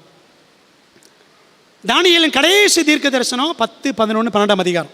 அதில் ஆரம்பத்திலும் பாருங்க தேவதூதர்கள் பரலோக ஜீவிகளின் காட்சியை பார்க்குறோம். 10ஆம் அதிகாரம் 4லிருந்து 21ஆம் வசனம் வரைக்கும். அந்த தரிசனத்தின் கடைசியில் முடிவிலும் பார்த்தால் தானியேல் 12ஆம் அதிகாரத்தில் 5 முதல் 13 வசனங்கள்லையும் இந்த பரலோக ஜீவிகளை பற்றி பார்க்கிறோம். அப்போ என்ன அர்த்தம்னா, இந்த கடைசி தரிசனம் நம்முடைய காலகட்டத்தை குறித்து மிக விழாவாரியாக சொல்லக்கூடிய 4ஆம் தரிசனம். அப்போ என்ன அர்த்தம்னா, இந்த கடைசி கால சம்பவங்களில், முடிவு காலத்தின் காலகட்டத்தில் தேவ தூதர்கள் பரலோக ஜீவிகள் அவருடைய பிள்ளைகளின் பாதையில் எப்போதும் இருக்கிறார்கள். சில வசனம் பாருங்களேன். 10ஆம் அதிகாரம் 5ஆம் வசனம், சணல் வஸ்திரம் தரித்திருந்த ஒரு புருஷன் அப்படின்னு 10ஆம் அதிகாரத்தில் 5ஆம் வசனத்தில் படிக்கிறோம். மிகாவேலே கிறிஸ்து. அது மிகாவேலே கிறிஸ்து. 12ஆம் அதிகாரம் 7ஆம் வசனம் பாருங்களேன். சணல் வஸ்திரம் தரித்து இதற்கேல் ஆற்று தண்ணீர்களின் மேல் நின்றிருந்த புருஷன், அதுவும் அவரே தான், மிகாவேலே கிறிஸ்து தான். அன்பானவர்களே, அப்போது மாபெரும் போராட்டத்தின் நெடுகிலும் தேவ பிரசன்னம், தேவ தூதர்களின் பிரசன்னம் எப்போதும் நம்மோடு இருக்கிறது. இந்த உண்மையை குறித்த ஓயாத உணர்வு நமக்கு எப்பொழுதும் இருக்க வேண்டியது மிக அவசியம். சரிங்களா? நம்ம நினச்சிட்டு இருக்கிறோம் நமக்கு யார் இருக்கா அப்படின்னு நினைக்கிறோம். இப்போ ஒரு போலீஸை பப்ளிக்கில் ஒரு போலீஸ் அடிச்சிட்டேன்னு வச்சுக்கோங்களேன். உதாரணத்துக்கு சொல்கிறேன், பப்ளிக்கில் ஒரு போலீஸ் அடிச்சிடறோம் வச்சுக்கலாம். நம்ம யாரோ ஒருத்தர் அடிச்சிடறோம், என்ன நடக்கும் தெரியுமா? அந்த காக்கிக்கு பின்னாடி கவர்மெண்ட்டே இருக்குது. சரிதானே? அதே போல தாங்க நாம் தேவனுடைய பிள்ளைகள் இந்த கருப்பு புஸ்தகம் வச்சுருக்கிறோமே, இந்த புஸ்தகத்தை வச்சுருக்காங்க பார்த்தீங்களா, இதுக்கு பின்னாடி ஒரு பெரிய கவர்மெண்ட் மேலே இருக்குது. சரிதானே? ஆகவே தேவ தூதர்கள் பரலோக ஜீவிகள் நம்முடைய பாதைகளில் எப்போதும் இருக்கிறார்கள் என்ற உண்மையை தானியேல் 12ஆம் அதிகாரம் நமக்கு ஞாபகப்படுத்துகிறது. ஃபேக்ட் நம்பர் 7, 7வது உண்மை. தானியேலும் வெளிப்படுத்தலும் இணையான இசைவான புத்தகங்கள். The books of Daniel and Revelation complement each other. இந்த 2 புஸ்தகமும் இணையான புஸ்தகங்கள். பாருங்களேன், பழைய ஏற்பாட்டில் 27வது புஸ்தகம் தானியேல், புதிய ஏற்பாட்டில் 27வது புஸ்தகம் வெளிப்படுத்தல். அதுலேயும் பாருங்கள் ஒரு ஒற்றுமை இருக்கா? இப்போ சில காரியங்கள் பார்க்க போகிறோம். தானியேல் அந்த 4ஆம் தரிசனத்திலையும் வெளிப்படுத்தல இருக்கிற சில ஒற்றுமைகள் பார்க்கலாமா? பாருங்க. தானியேலுக்கு கிறிஸ்துவின் தரிசனம், யோவானுக்கு கிறிஸ்துவின் தரிசனம். சரிங்களா? இதுதான் அட்டவணை, சிம்பிளாக புரிஞ்சுக்கிறது. மகிமையான கிறிஸ்து தானியேலுக்கு தரிசனமானார். 10ஆம் அதிகாரத்தில் 5, 6 வசனம், உப்பாசின் தங்க கச்சையை தரித்தவராக. சரிங்களா? கிறிஸ்து தானியேலுக்கு தரிசனமானார். அதே மாதிரி வெளிப்படுத்தல் 10:1 பாருங்க, மகிமையான கிறிஸ்து யோவானுக்கு தரிசனமானார். வெளிப்படுத்தல் 10:1 வசனம். சரிங்களா? ஓகே. ரெண்டாவது, ஆற்றின் தண்ணீர்களின் மேல் கிறிஸ்து நிற்பதை தானியேல் கண்டார். எங்க? தானியேல் 12:7. சரிங்களா? வெளிப்படுத்தலுக்கு வாங்களேன். சமுத்திரத்தின் மேலும் பூமியின் மேலும் அங்கே ஒரு கால் இங்கே ஒரு கால் பதித்து கிறிஸ்து நிற்பதை யோவான் கண்டார். வெளிப்படுத்தல் 10:2. ஃபாலோ பண்ணுறீங்களா? கவனிக்கிறீங்களா? எவ்வளோ எளிமையாக சொல்லித்தர முடியுமோ முயற்சி பண்ணுறேன். நீங்கள் தான் புரிஞ்சுக்கணும், ஆண்டவர் தான் உதவி செய்யணும். சரி. மூணாவது, வானத்துக்கு நேராக தமது இரு கரங்களை உயர்த்தி என்றென்றைக்கும் ஜீவித்திருக்கிறவர் பேர் பிதாவின் பேரில் கிறிஸ்து ஆணையிடுவதை தானியேல் கண்டார். தானியேல் 12:7. சரிங்களா? வெளிப்படுத்தல் பாருங்களேன். வானத்துக்கு நேராக தமது கையை உயர்த்தி சதா காலங்களும் உயிரோடு இருக்கிறவர் பேரில் பிதாவின் பேரில் கிறிஸ்து ஆணையிடுவதை யோவான் கண்டார். 10 வெளிப்படுத்தல் 5-7. விளங்குதா உங்களுக்கு? அப்போது தானியேல்லையும் வெளிப்படுத்தலையும் இருக்கிற விஷயங்கள் எப்படி இருக்கு? ஒரே மாதிரி இருக்கு. சரிதானே? விளங்குச்சா? நாலாவது, ஒற்றுமை. நாலாவது காரியம் பாருங்களேன். முடிவு காலம் மட்டும் தீர்க்க தரிசனத்துக்கு முத்திரை போடு என்று தானியேலுக்கு சொல்லப்பட்டது. அப்படிதானே? 12 இருக்குல்ல, நீ இதை முத்திரை போடு தானியேலே, நீ போகலாம், நீ போயிட்டு வா, முத்திரை போடு, சீல் பண்ணு அப்படின்னு சொன்னார்ல. சரிங்களா? அது 4வது காரியம். 12 4 9 இருக்கு. ஆனால் யோவானுக்கு என்ன சொன்னார் பாருங்களேன். வெளிப்படுத்தல் 10 8-10. வெளிப்படுத்தலில் ஒரு சிறு தீர்க்க தரிசன புத்தகம் திறக்கப்பட்டது. தானியேல்ல மூடுன்னு சொன்னாரு, வெளிப்படுத்தல்ல திறந்திருக்கு. விளங்குச்சா? 5வது, கால தீர்க்க தரிசனம், டைம் ப்ராஃபசி. 3.5 தீர்க்க தரிசன ஆண்டுகள், 3.5 ப்ராஃபட்டிக் இயர்ஸ், அதாவது 1260 ஆண்டுகள். இந்த காலகட்டம் நீளும் என்று கிறிஸ்து கூறுவதை தானியேல் கேட்டார். சொன்னார்ல, காலம் காலங்கள் அரைக்காலம் செல்லும். தானியேல் 12:7 வாசிக்கிறோம். ஆனால் வெளிப்படுத்தல் பாருங்களேன். 10 6 படிக்கிறோம். இயேசு கிறிஸ்து கையில் ஒருத்தி என்ன சொன்னார்? இனி காலம் செல்லாது. வெளிப்படுத்தல் 10:6 வாசிக்கிற. என்ன அர்த்தம்? எல்லா டைம் ப்ராஃபசிஸ், கால தீர்க்க தரிசனங்கள் எல்லாமே என்ன ஆயிடுச்சு? நிறைவேறி முடிஞ்சிருச்சு. விளங்குதா உங்களுக்கு? அன்பானவர்களே, ஏற்கனவே படிச்சிருக்கிறோம், சுருக்கமாக சொல்லிடுறேன். தானியேல் புஸ்தகத்துக்குள்ள 2 புஸ்தகம் இருக்கு. தானியேலுக்குள்ள 2 புஸ்தகம் இருக்கு. இது ஒரு முக்கியமான உண்மை, ஆச்சரியமான உண்மை. தானியேல் அதில் முதல் புத்தகம், முதல் 7 அதிகாரங்கள், எளிதில் புரியும் பகுதி. சரிங்களா? அதான் முற்பகுதி. தானியேல் 2வது புஸ்தகம் எதுனா 8-12 வரைக்கும், 12 வரைக்கும். இது 2வது புஸ்தகம், முத்திரை போடப்பட்ட பகுதி. கவனிச்சிங்களா? சீல்டு புக் அதுதான். முத்திரை போடுன்னு சொல்லிட்டார்ல. 2300 ஆப்புகள் எங்கே இருக்கு? 8 இருக்கு. இது பிற்பகுதி, புரியாத பிற்பகுதி. தானியேல் புத்தகத்தின் பிற்பகுதி தான் 8-12 அதிகாரங்கள் தான் முத்திரை போடப்பட்ட பகுதி. 2300 ஆப்புகள் தரிசனம் அந்த 8 தான் இருக்கு. 8:14 28-26 கூட படிச்சு பாருங்களேன். 8:26 சொல்லப்பட்ட ராப்பகல்களின் தரிசனம் சத்தியமாக இருக்கிறது. ஆதலால் இந்த தரிசனத்தை நீ மறைத்து வை, முத்திரை போடு, அதற்கு இன்னும் அநேக நாள் செல்லும் அப்படின்னு படிக்கிறோம். விளங்குதா உங்களுக்கு? அப்போ முடிவு காலத்தில் அநேகர் இங்கும் அங்கும் ஓடி ஆராய்வார்கள். என்ன நடக்கும்? அறிவு பெருகிப்போம். அப்போ என்ன அர்த்தம்னா, முடிவு காலம் கிபி 1798 ஆரம்பிச்சிச்சு. என் டைம் ஸ்டார்டட் இன் 1798. போப்பு மார்க்கத்தின் ஆச்சரியமான அட்டகாசங்கள் 1260 ஆண்டுகளில் முடிந்து முடிவு காலம் கிபி 1798 ஆரம்பித்த பொழுது தீர்க்க தரிசன அறிவு பெருகியது. அநேகர் இங்கும் அங்கும் ஓடி ஆராய்வார்கள். அறிவும் பெருகிப்போம். அறிவு பெருகிப்போம்னா நாட் ஜஸ்ட் சயின்டிஃபிக் நாலேஜ், விஞ்ஞான அறிவு மட்டும் இல்லை, பைபிள் அறிவு பெருகிப்போம். இப்போ என்ன ஆச்சுன்னா, ஒரு புஸ்தகம் திறக்கப்பட்டதின் வெளிப்படுத்தல் படிக்கிறோம். வெளிப்படுத்தல் 10 திறக்கப்பட்ட சிறு புஸ்தகம் என்ன அப்படின்னா, இந்த தானியேல் 8-12 அதிகாரங்கள் உள்ள அந்த பகுதி தான், அதை குறித்த அறிவு தான் பெருக ஆரம்பித்தது. வட அமெரிக்காவில் வில்லியம் மில்லர் என்ன பண்ணாராம்? தானியேல் 8-14 ஆராய்ச்சி பண்ணார். 15-16 வருஷம். ஆண்டோடைய வருகை 1843 1844 இந்த ஆண்டுகளுக்குள் இருக்கும் என்று சொன்னார். 1,00,000 பேர் காத்திருந்தார்கள். ஆனால் ஏமாற்றமே மிஞ்சியது. இந்த அனுபவம், இந்த மாபெரும் ஏமாற்ற அனுபவமும் எங்கே இருக்கு? வெளிப்படுத்தல் 10ஆம் அதிகாரத்தில் நம்ம படிக்கிறோம். சரிங்களா பிரியமானவர்களே? அப்போ பாருங்க, தானியேலில் இருக்கிற விஷயங்கள் அப்படியே வெளிப்படுத்தல இருக்கிறது. ரெண்டும் இணையான புஸ்தகங்கள் அப்படின்னு பார்க்குறோம். இது 7வது உண்மை. 8வது உண்மை, உண்மை நம்பர் 8, ஃபேக்ட் நம்பர் 8 பாருங்க. கால தீர்க்க தரிசனங்களில் கர்த்தரின் ஞானம் வெளிப்படுகிறது. The Lord's wisdom is revealed in time prophecies.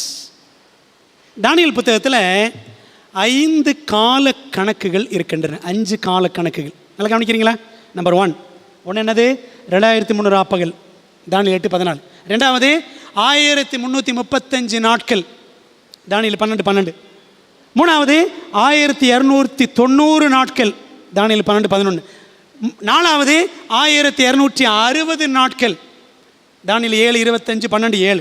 5வது 490 நாட்கள் அல்லது 70 வாரங்கள், தானியேல் 9:24-27. நல்ல கவனிங்க, இந்த கடைசி 4 கால கணக்குகளும் அப்படியே இந்த 4 எதுக்குள்ள அடங்கும்?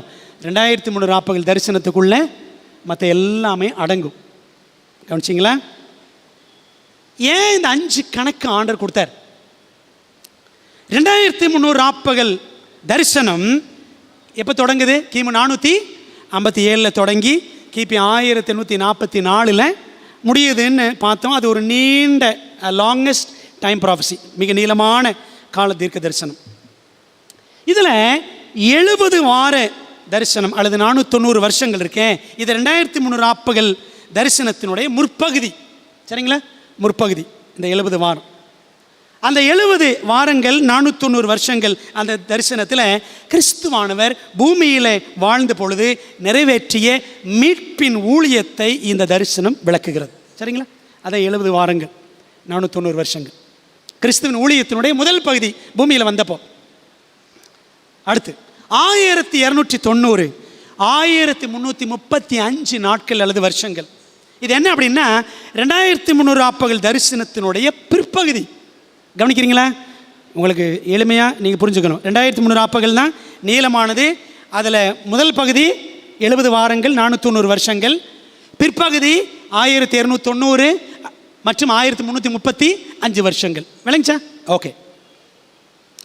இந்த 2300 ஆப்பகல் தரிசனத்தினுடைய அந்த பிற்பகுதியில் 1290 1335 ஆண்டுகள் இந்த தரிசனங்களில் கிறிஸ்துவானவர் பரலோகத்தில் செய்கிற மத்தியஸ்த ஊழியம், அந்த சமயத்தில் பூமியில் அந்த கிறிஸ்துவின் அட்டகாசங்கள், போப்பு மார்க்கத்தினுடைய தாக்குதல்கள் தேவ ஜனத்துக்கு எதிராக, கடைசியில் அந்த சின்ன கொம்பின் படுதோல்வி, இது எல்லாமே அடங்கி இருப்பதான் எது?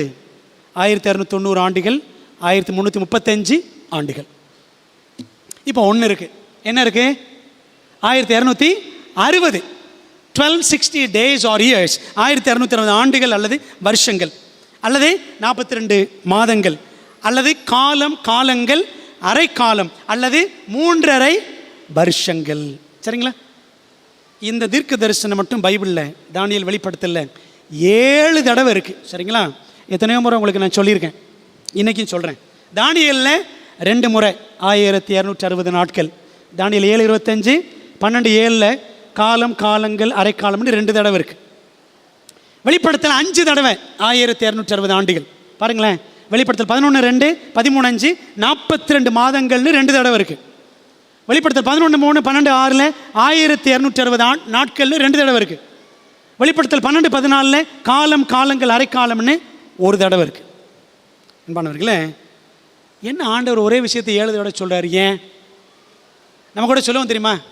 ஆமாம், உனக்கு 7 தடவை சொல்லணும் அப்படின்னு சொல்லுவோம்ல, உனக்கு 7 தடவை சொல்லணும். அப்பயும் புரியாது. நமக்கு ஆண்டவர் இந்த விஷயத்தை 7 தடவை சொல்கிறார். ஏன் 7 தடவை சொல்கிறாரு? புரிஞ்சிருக்கா? ஏற்கனவே என்னடா இந்த பாசிட்டிவ் ப்ராஃபஸியாக போடுறாரு அப்படின்னு நினைக்கிறீங்களா? தீர்க்க தரிசனமாக சொல்கிறாரு அப்படின்னு நினைக்காதீங்க. இதெல்லாம் புரிஞ்சிக்க வேண்டிய காலம் இந்த காலம். இந்த 7 முறை 1260 ஆண்டுகள் காலகட்டம் பற்றி ஆண்டு சொல்லும் பொழுது அதில் என்ன முக்கியத்துவம்னா, போப்பு மார்க்கத்தின் ஆளுகையும் தேவ ஜனங்கள் அந்த காலகட்டத்தில் 1260 ஆண்டுகள் கிபி 538 கிபி 1798 வரைக்கும் அடைந்த தேவ ஜனங்கள் பட்ட உபத்திரவங்களையும் சுட்டி காட்டுகிறது. சரிங்களா? பரிசுத்த ஜனங்களின் வல்லமையை சிதறடித்தல், அப்படிதானே படித்தோம் தானியேல் 12:7. சரிதானே? அப்போ ஆண்டுடைய ஜனங்களுடைய வல்லமை சிதறடிக்கப்படும். சபைகள் சிதறடிக்கப்பட்டன, தேவ பிள்ளைகள் உபத்திரவப்படுத்தப்பட்டார்கள். 10 to 15 கோடி கிறிஸ்தவர்கள் அந்த இருண்ட காலங்களில் கொலை செய்யப்பட்டார்கள். மார்ச் 12, 2000 வருஷத்தில் போப் 2ஆம் ஜான் பால் மன்னிப்பு கேட்டார். வேட்டிக்கனில் பப்ளிக்காக கேட்டார், டிவியில் வந்துச்சு, பேப்பரில் வந்துச்சு, புக்கே நான் வச்சுருக்கேன் அதை பற்றி. பிரியமானவர்களே, பரிசுத்த ஜனங்களின் வல்லமையை சிதறடித்தல் எப்போ நடந்துச்சு? இந்த 1260 ஆண்டுகள் காலகட்டத்தில் நடந்துச்சு அப்படின்னு பார்க்கிறோம். அன்பானவர்களே, அப்போ பாருங்கள், தானியேல் 12ஆம் அதிகாரத்தில் இந்த 3 தரிசனங்களை 1260 நாட்கள், 1290 நாட்கள், 1335 நாட்கள்னு ஆண்டவர் திரும்ப திரும்ப சொல்கிறார். இந்த 1290, 1335 இந்த தரிசனங்களின் முக்கியத்துவம் நம்ம என்ன செய்யணும்? புரிஞ்சிருக்கணும். நீங்கள் பாருங்கள், தானியேல் 12, தானியேல் சாப்டர் 12, அதில் 11, 12ஆம் வசனத்தை படிக்கலாமா? 12, 11 and 12. அன்றாட பலி நீக்கப்பட்டு, பலின்ற வார்த்தை சேர்த்துருக்காங்க. அன்றாடம் நீக்கப்பட்டு, ஒரிஜினலில் டெய்லின்னு மட்டும்தான் இருக்குது. அன்றாடம் நீக்கப்பட்டு பாழாக்கும் அருவருப்பு ஸ்தாபிக்கப்படும் காலம் முதல் 1290 நாள் செல்லும். 1335 நாள் மட்டும் காத்திருந்து சேருகிறவன் பாக்கியவான் அப்படின்னு படிக்கிறோம். பிரியமானவர்களே, அன்றாடம் என்பது கிறிஸ்துவின் பரலோக பிரதான ஆசாரி ஊழியத்தை குறிக்கிறது. இயேசு கிறிஸ்து நமக்காக என்ன செய்கிறாரு? அவர் பரிந்து பேசுகிற ஊழியம் அன்றாடம் என்றால்.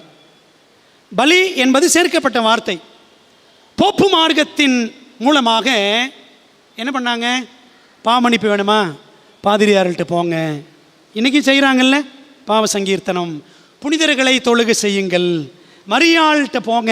மரியாள்கிட்ட போய் தான் இயேசு கிறிஸ்துக்கிட்ட போகணும் இருக்குல்ல. நீங்கள் அப்படி தானே இருக்குது. அன்றாடம்னா இயேசுவானவருடைய பரிந்து பேசும் ஊழியம். அதுக்கு பதிலாக போப் மார்க்கம் என்ன பண்ணிச்சு? பாழாக்கும் அருவருப்பை ஸ்தாபித்தது. சரிங்களா? போப்பு மார்க்கம் அரசியல் ஆன்மீக வல்லமையாக அரியணையில் அமருவதற்கு அதிகாரம் கொடுத்தவர் யார் அப்படின்னா, பிரான்ஸ் தேசத்தில் பிரான்சின் அரசன் குளோவிஸ் என்ற ஒரு அரசன் கிபி 496 AD 496 ரோமன் கத்தோலிக்கனாக மாறினான். போப்பு மார்க்கத்தை எதிர்த்த விசிகாட்ஸ் என்று சொல்லக்கூடிய ஒரு நாடோடி இனத்தை அவன் முறியடித்து, ஏன்னா இவங்கெல்லாம் போப்பு மார்க்கத்துக்கு எதிர்த்தவர்கள். நீங்கள் படித்து பாருங்கள், இந்த சின்ன கொம்பு என்ன பண்ணுச்சு? 10ல் 3 கொம்புகளை பிடுங்கியதுன்னு படிச்சிருப்போம் தானியேல் 7ஆம் அதிகாரத்தில். சரிங்களா? அதில் கடைசியாக பிடுங்கப்பட்ட 3ஆம் கொம்பு தான் விசிகாத்துகள். அவங்கள முறியடிச்சிட்டு குளோவிஸ் என்ன பண்ணான்னா, போப்பு மார்க்கத்திற்கு ஆதரவு கொடுத்தான். அரசாங்கம் சபையோடு இணைந்து செயல்பட முதலாக வழிவகுத்தவன் இந்த குளோவிஸ்.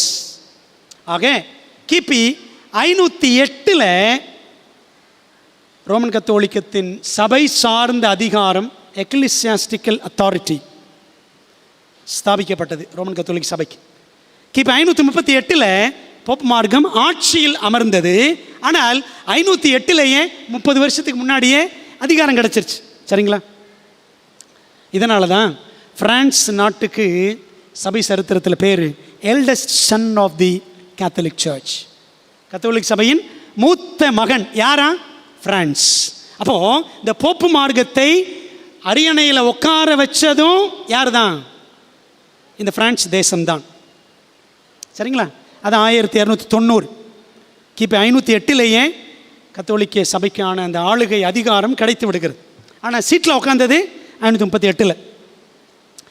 ஆக 1290 ஆண்டுகள் 1335 ஆண்டுகள் ஆகிய 2 தீர்க்க தரிசனங்களும் கிபி 508 தொடங்குது. 508 தொடங்கின. 1290 ஆண்டுகள் தீர்க்க தரிசனம் கிபி 1798 முடியுது. 1335 ஆண்டுகள் தீர்க்க தரிசனம் கிபி 1743 1843 முடிஞ்சிச்சு. பிரியமானவர்களே, இதில் ஆச்சரியமான விஷயம் என்ன தெரியுமா? கத்தோலிக்கத்தை, போப்பு மார்க்கத்தை அரியணையில் உட்கார வச்ச அதே பிரான்ஸ் தேசம்தான் கிபி 1798 கத்தோலிக்கத்தை சீட்லேருந்து கீழே தள்ளிச்சு. 1260 ஆண்டுகள் 1260 இயர்ஸ் அந்த தீர்க்க தரிசனத்தின் முடிவில் பிரான்ஸ் நாட்டு சக்கரவர்த்தி நெப்போலியன், அவனுடைய படைத்தளபதி பெர்த்தியர் என்ன பண்ணான்னா,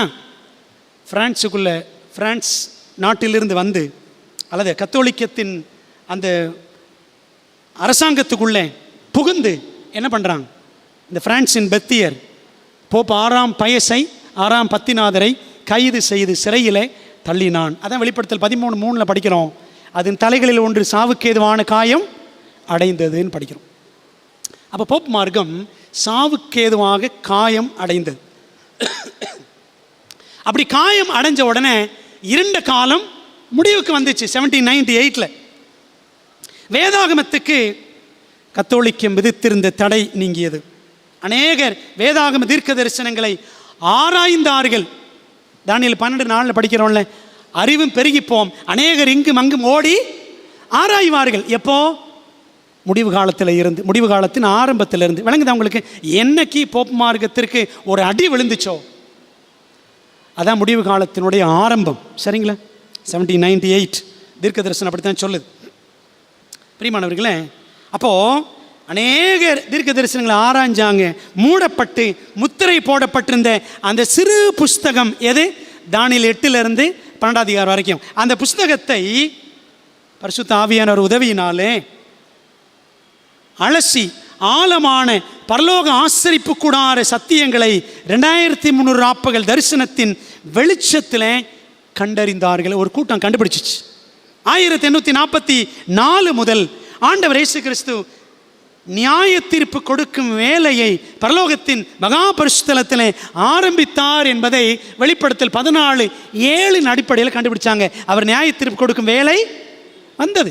வெளிப்படுத்தல் ரெவலேஷன் 14:7 படிக்கிறோம். அன்பானவர்களே, ஆகவே இந்த சத்தியத்தை தீர்க்க தரிசனத்தில் ஆராய்ஞ்சு கண்டுபிடிச்ச அந்த கூட்டம் ஒரு பெரிய ஏமாற்றத்தை கடந்து செல்ல வேண்டி இருந்தாலும் ஆண்டவர் அவங்களுக்கு மறுபடியும் ஒரு வேலை கொடுத்தாரு. ஆண்டவர் இயேசு கிறிஸ்து சமுத்திரத்தின் மேலும் பூமியின் மேலும் தன்னுடைய 2 பாதங்களை பதித்திருந்த ஆண்டவராக இயேசு கிறிஸ்து அந்த சின்ன கூட்டத்துக்கு ஒரு கட்டளை கொடுத்தாரு. நீ மறுபடியும் என்ன செய்யணும்? தீர்க்க தரிசனம் சொல்ல வேண்டும். வெளிப்படுத்தல் 10:11 வாசிக்கிறோம். பெரியமானவர்களே, இப்படித்தான் ஒரு சிறு சபையாக இந்த கூட்டம் எழும்பியது. அதைத்தான் இன்னைக்கு ஆண்டவர் உலகம் முழுவதிலும் 212க்கும் அதிகமான நாடுகளில் ஆண்டு எதை வச்சிருக்கிறாரு? செவன்த் அட்வென்டிஸ்ட் திருச்சபையை வைத்திருக்கிறார். ஒன்று உங்களுக்கு தெரியுமா? உலகம் முழுசும் இருக்கிற சர்ச்சு 2 சர்ச்சு. ஒன்று வேதத்துக்கு விரோதமாக செயல்படுகிற கத்தோலிக் சபை, இன்னொன்று வேதாகமத்தை போதிக்கிற செவன்த் டே சபை. இந்த 2 சபை தான் உலகம் ஃபுல்லாக இருக்குது. அன்பானவர்களே, கிறிஸ்து எங்கே இருக்கிறார்? எப்படிப்பட்ட ஊழியத்தை பரலோகத்தில் செய்து வருகிறார் என்ற வெளிச்சம் 1335 ஆண்டுகள் தரிசனத்தின் முடிவில் தான் உலகத்திற்கு கிடைத்தது. சரிங்களா? பாருங்களேன், கிபி 508 1335 கூட்டினீங்கன்னா 1843 வரும்.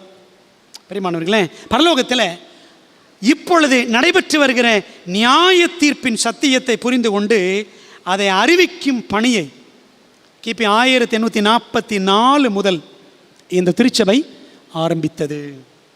விளங்குதா உங்களுக்கு?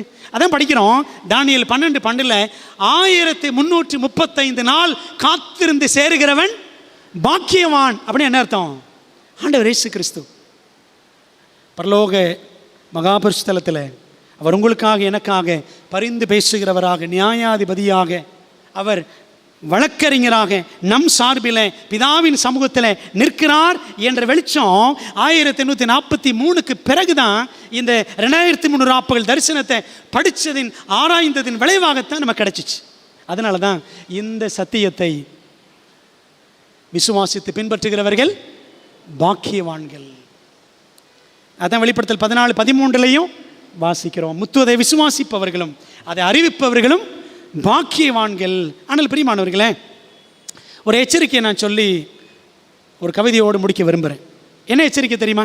இன்னைக்கு ஆண்டவருடைய வருகைக்கு தேதி குறிக்கிற அநேக திருவாளர்கள், ஆண்டவர் இயேசு கிறிஸ்து இந்த டேட்டில் வருவார், அந்த டேட்டில் வருவார் என்று சொல்லக்கூடியவர்களுக்கு அதிகம் உதவக்கூடிய சில வேத பகுதிகள் யூத பண்டிகைகள், 7 பண்டிகைகள், ஜூபிலி டே, யூபிலி நாள், 7 எக்காலங்கள், இதெல்லாம் பயன்படுத்துவதோடு 1260 நாட்கள், 1290 நாட்கள், 1335 நாட்கள், இதை என்ன செய்கிறாங்க? இந்த தானியேல் புத்தகத்திலிருந்து பயன்படுத்தி கொள்ளுகிறார்கள். சரிங்களா? ஞாயிறு ஆசரிப்பு சட்டம் வருவது முதல் 1260 நாட்களில், அதாவது இன்னும் 3.5 வருஷத்தில் அப்படியே லிட்ரலாக இன்றைக்கி அப்படி சிலர் போதிக்கிறாங்க. இன்னும் கரெக்டாக 3.5 வருஷத்தில் கிருபையின் காலம் முடிஞ்சிடும். இன்னும் அதுக்கப்புறம் ஒரு 30 நாட்கள் கழித்து வாதைகள் ஊற்றப்படும். அதுக்கப்புறம் ஒரு 45 நாள் கழித்து அது நடக்கும், இது நடக்கும், அப்படி இப்படின்னு இன்னைக்கு பரபரப்பாக பலர் சொல்லுகிறார்கள். சரிங்களா? எல்லாம் எதை பயன்படுத்தி? இந்த 1260 நாட்கள், 1290 நாட்கள், 1335 நாட்கள், இந்த கணக்கெல்லாம் அப்படி லிட்ரலாக எடுத்து இன்னைக்கு எப்படி மற்ற சபைகளை போதிக்கிறாங்கல்ல, எலியாவும் மோசையும் அப்படியே கீழே 2 பேர் வருவாங்க, 2 பேரும் உண்மையிலே சாவாங்க, 3 நாள் தெருவில் கிடப்பாங்க. அப்படியாங்க பைபிள் போதிக்குது? அதனோட அர்த்தத்தையே இன்னைக்கு வித்தியாசமாக போதிக்கிறாங்க. ஏனோக்கு எலியான்றாங்க சிலர் மோசை எலியான்றாங்க. 2 பேர் செத்து தெருவில் கிடப்பாங்களா 3 நாள்? அப்படி இல்லை. Bible doesn't teach that way. வேதாகமம் அப்படி போதிக்கலை. பிரியமானவர்களே, இந்த உபதேசம் எல்லாம் ரகசிய வருகை, இந்த மாதிரி எலியா வந்து தெருவில் கிடப்பாங்க, சாவாங்க, இதெல்லாமே கேத்தலிக் இன்டர்பிரேஷன், எல்லாம் கத்தோலிக்க வியாக்கியானம். பைபிள் அப்படி சொல்லலை. அன்பானவர்களே, அப்போது அந்த கத்தோலிக்க சில கொள்கைகளை எடுத்துக்கிட்டு தான் இன்னைக்கு எப்படி போதிக்கிறாங்க தெரியுமா? இன்னும் 3.5 வருஷத்தில் அது நடக்கும், இன்னும் 2.5 வருஷத்தில் இது நடக்கும் என்று நம்முடைய ஆட்கள் போதிக்கிறாங்க. we are to reject the Jesuit literal day principle. ஒரு நாள் தான். தீர்க்க தரிசனத்தில் என்னங்க சொல்லுது பைபிள்? ஒரு நாள்னா ஒரு வருஷம், அப்படி தானே? எசேக்கியேல் 14, எசேக்கியேல் 4:6, என்னாம் 14:34. ஆனால் இன்னைக்கு இந்த கேத்தலிக் சர்ச் தான் போதிக்க கற்றுக் கொடுத்துச்சு. ஒரு நாள்னா ஒரு நாள் தான், 3.5 வருஷம்னா 3.5 வருஷம் தான். அப்படி பைபிள் சொல்லலை. பெரியமானவர்கள், இதைத்தான் சிலர் நம்முடைய சபையில் எடுத்துக்கொண்டு தவறாக போதிக்கிறார்கள். அப்போ எல்லாரும் சொல்கிறத கேட்டு ஏப்பம் விட்டு கடைசியில் ஏமாந்து போய்விட கூடாது. பைபிளையும் தீர்க்க தரிசன ஆவியும் நாம் வைத்து கொண்டு தவறாக திசை திருப்பும் வகையிலும் போதிக்கலாம். நாம் என்ன செய்யணும்? தனிப்பட்ட விதத்தில் வேதாகமத்தை படிக்கணும். பைபிள் என்ன சொல்லுது? ஆண்டவர் என்ன சொல்லியிருக்கிறாரு? வேத வாக்கியங்களை ஆராய்ந்து பாருங்கள். ஆராய்ஞ்சு பார்க்கணும். அவர் சொல்லிட்டார், இவர் சொல்லிட்டார்லாம். இப்போ நான் சொன்னேன்னு கூட நீங்கள் என்ன நம்பக்கூடாது. இது கரெக்டாக ஆராய்ஞ்சு நீங்கள் படிக்கணும். சரிங்களா? பாருங்களேன், ஏசாயா 34:16 படிக்கிறோம். கர்த்தருடைய புஸ்தகத்திலே தேடி வாசியுங்கள். தேடி படிக்கணும். ஆகவே தான் ஆண்டவர் ஞானவான்கள்னு சொல்லியிருக்கிறார். தானியேல் 12ஆம் அதிகாரத்தை ஒரு சின்ன கவிதையாக வாசிக்கிறேன். கவிதை வடிவில் தானியேல் 12ஆம் அதிகாரம். தேவ ஜனத்துக்கு பெரும் ஆபத்து, எழுந்து நிற்பார் பரத்தில் இயேசு கிறிஸ்து. மிகாவேல். ஜீவ புஸ்தகத்தில் நாமம் உண்டானால் விடுதலை உண்டு, உயிர்த்தெழுதலும் உண்டு. ஊழியம் செய்வோருக்கு உன்னதமான ஒளிமயமான ராஜ்யமும் உண்டு, நட்சத்திர கிரீடமும் உண்டு. முடிவு காலம் மட்டும் முத்திரை போடு என்று கட்டளை பெற்றான் தானியேல். மிகாவேலையும் கண்டான் தரிசனத்தில் இதக்கேல் ஆற்று தண்ணீர்களின் மேல். ஆச்சரியமான காரியங்கள் எப்போது முடியும் என்றான் 2 வானதூதரில் ஒருவன். 2 கரம் உயர்த்தி காலங்கள் அரைக்காலம் செல்லும் என்றார் இறைவன். பொருள் புரியாமல் புலம்பினான் தானியேல். நீ போகலாம் என்றான் கேப்ரியேல்.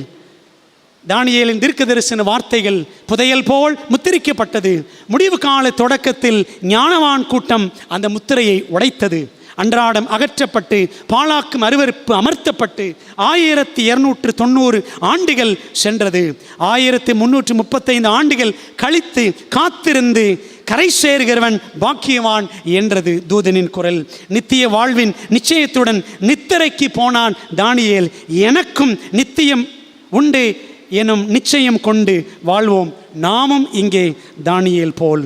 இதுவே தானியேல் 12ஆம் அதிகாரம். அன்பானவர்களே, தானியேல் 12:10 வாசிக்கிறோம். ஞானவான்களோ உணர்ந்து கொள்வார்கள், துன்மார்க்கரில் ஒருவனும் உணரான், ஞானவான்களோ உணர்ந்து கொள்வார்கள். தானியேல் 12:10.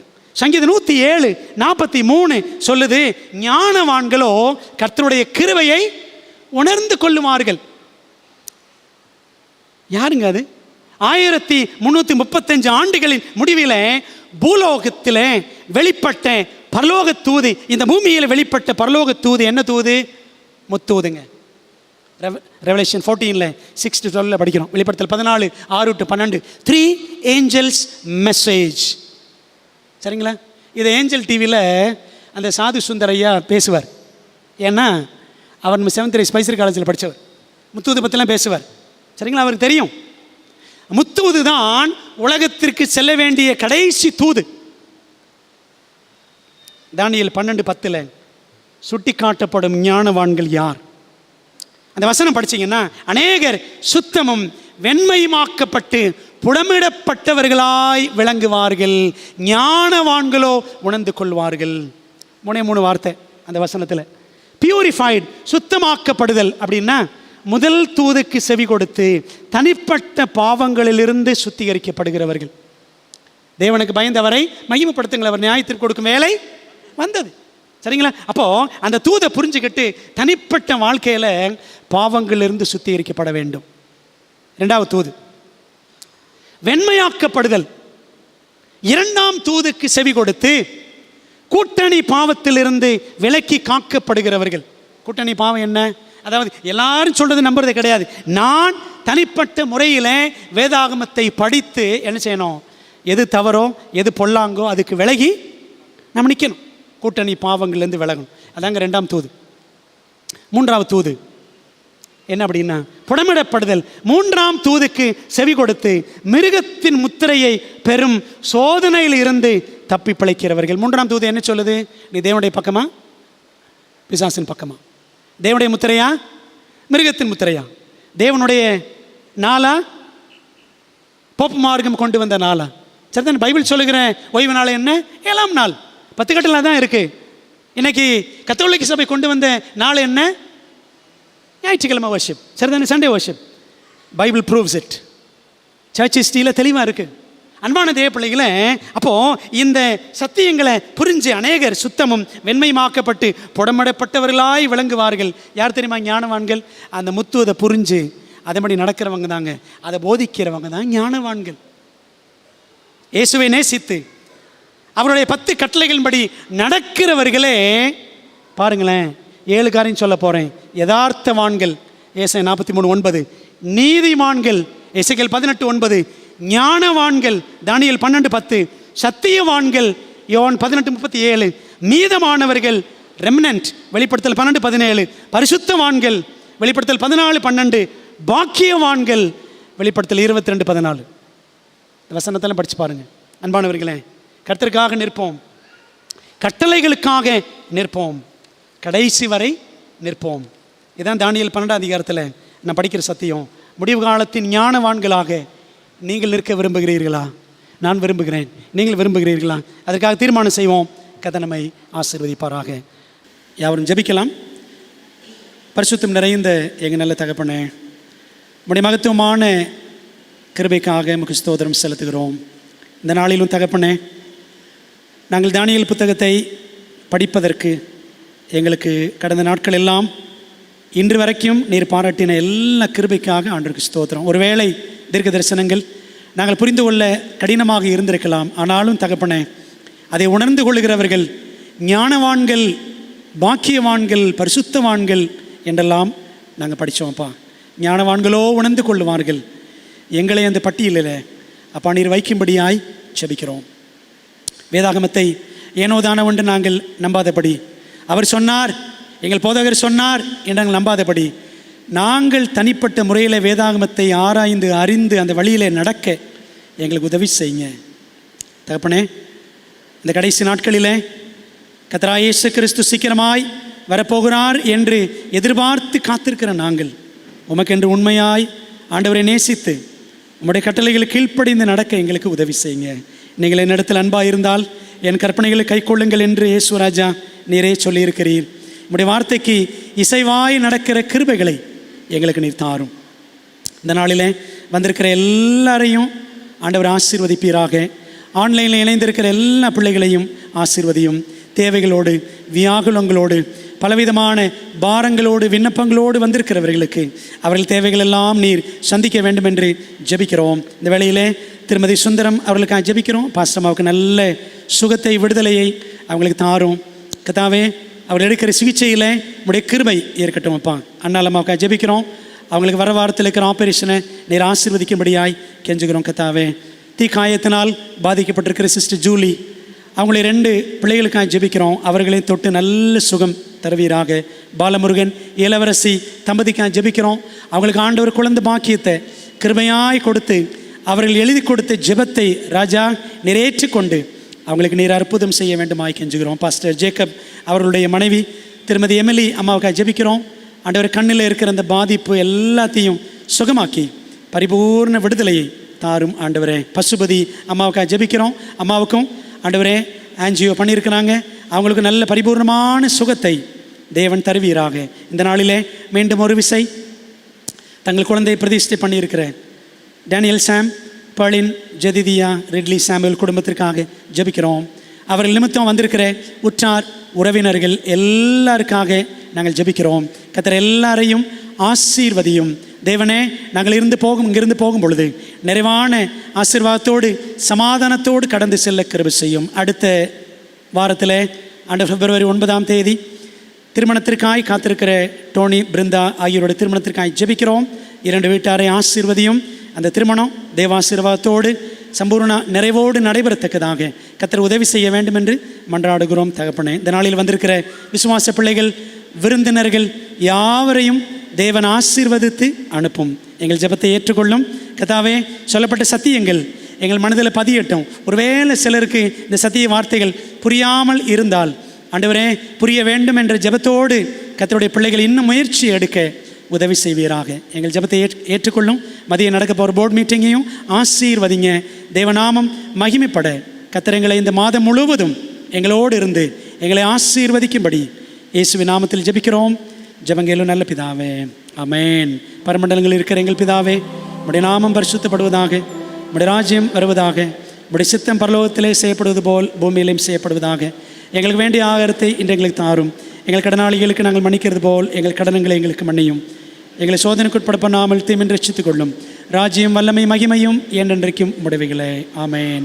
என் ஆத்மாவே கர்த்தரை ஸ்தோத்திரி, என் முழு உலமையோட பரிசுத்த நாமத்தை ஸ்தோத்திரி.